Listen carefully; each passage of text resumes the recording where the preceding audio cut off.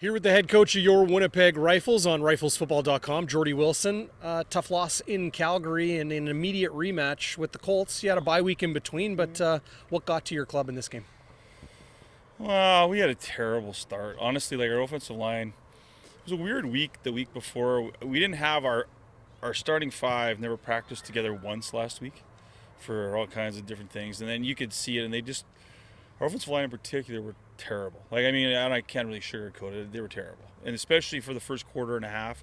So about 8 minutes left in the second quarter, it's like they weren't even there. And as a result of that, we couldn't really establish our run game, didn't get going. We had pressure on the quarterback. It wasn't a very pretty start. Then the boys started, coming along. And, it's too bad, like, there was some crazy reffing. The officiating was interesting. We don't want you to get fined. It was interesting. Well, to give you an idea how interesting it was, they're lined up to kick a 35-yard field goal in the first quarter, and they go to the snaps. Kind of wasn't a good snap. Quarterback picks up, throws it to Braden Clark, picks it off our linebacker, and is running down the field for a touchdown. And they blew the whistle, and we're like, "What did they blow the whistle for?" One of the officials thought it was a convert attempt, and blew the play dead. So this is kind of how this all started, and then there was just some weird, like, the volume of roughing the passers on both teams. It was terrible. Like, they actually, like I said, they really took away from the game. So it kind of, a lot of that stuff, and when unfortunately, like, they ended up having more penalties than we did, but ours were really costly. Like, we had an interception right at the end of the first half.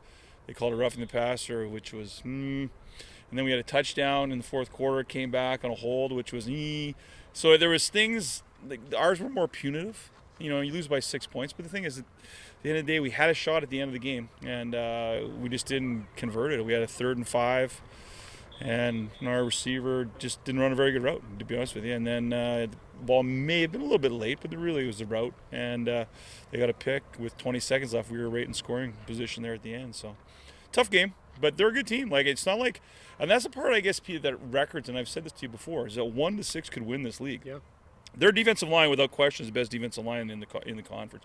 They're quite good. They have middle linebackers pretty good. Their quarterback, 15, who should have probably is the better of the two. He didn't play much here, but he played a lot. He played well. Like, their running backs, 30 and 36, are good players. They're a good team. So we got to get, again, like every game other than the game in Regina where we lost all the bodies, we've had chances to win every single game. So it's there. We just got to. You know what the motto for the week is? Finish the job.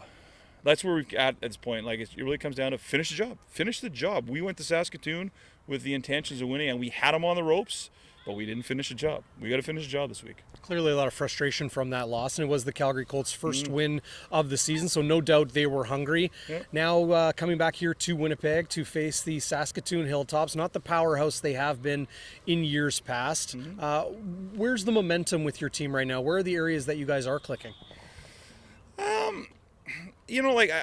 Actually, it's funny. Like, I think Bryson McNeil, who will be our starting quarterback, and we're gonna ride and die with him, ride or die, I should say. Hope we're riding, but we're gonna go with him the rest of the way. Like, his leadership capacity, and he really had a pretty good game, and he stepped up, and we expect to build off him. Our receivers, you look at Luke McMillan.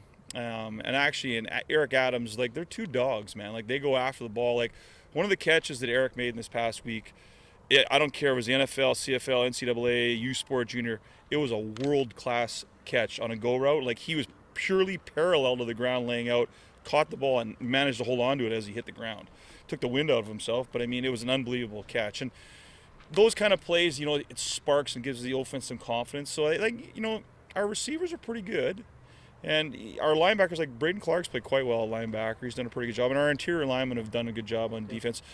And then, those are groups that we're pretty confident in. Now, you talk about wind. And as my left hand begins to freeze here holding this microphone, it's just the beginning of the cold weather here in Winnipeg, and it is the Prairie Football Conference. No matter where these games are going to be played, is your team prepared for those conditions? And do you have to, maybe make some preparations now to know that you're where you need to be when it gets chilly? We'll be outdoors the rest of the way, no matter what. And the thing is, I got them in full equipment all week this week. So they got to get used to playing in it. And the thing is, you should take this as a privilege to be playing at this time of year, and that's really where we're at. I mean, the colder it gets, the longer we're going. That means that's a good thing. So our guys are fired. Like I really believe, like I say, we're on the cusp, and you can feel it. Like it's there. We just gotta finish it. We gotta finish the job. So our guys will be fired up. But whatever, it's cold weather. It's no big deal. We all live in Winnipeg. It's not the end of the world, right? No question about that. And it sounds like you just need to have that switch flicked to be playing your best football when it matters. Tell us about the Hilltops and what you guys need to do to have that switch flicked against the Toppers here on Sunday. Well, I mean, one thing that they always have going for them, they're very disciplined in what they do, and they're almost like monotonous in the sense you know exactly what they're going to do, and when they're going to do it, but they just execute. It's they're just like a machine, right? Tom Sargent football. Yeah, it is, and those guys they won't. The big thing with a team like that is that if you make a mistake, they're going to punish you, and we have to. You're going to get beat from time to time, but we can't make mental errors and stupid mistakes because that's where it's punitive with those guys. So if we play, clean, mistake-free football, like not making, you're going to get beat time to time, but if it's a physical thing, whatever. But we just got to be mentally, we got to be sharp this week. We really got to be sharp and ready to go. And we need crowd support for all the Rifles fans out there. Kickoff 1 p.m. Central Time this Sunday, October 24th. Myself and Blue Bombers Hall of Famer, their all-time leading scorer, Troy Westwood, will join me on the broadcast. If you're not able to make it down here to Maple Grove Park on Sunday, you can catch that game on cjfltv.com. If you're wondering, Geordie's not shrinking, I'm not growing. I made him stand on a bit of a hill here. So if you're wondering that, the head coach of your Rifles is still towering over most of us. But it should be a fun one this week, Coach. Good luck. We're excited, man. Listen, this is a great opportunity, and we're excited because, listen, the Rifles haven't beat Saskatoon in 15 years. Finish the job. Rifle up.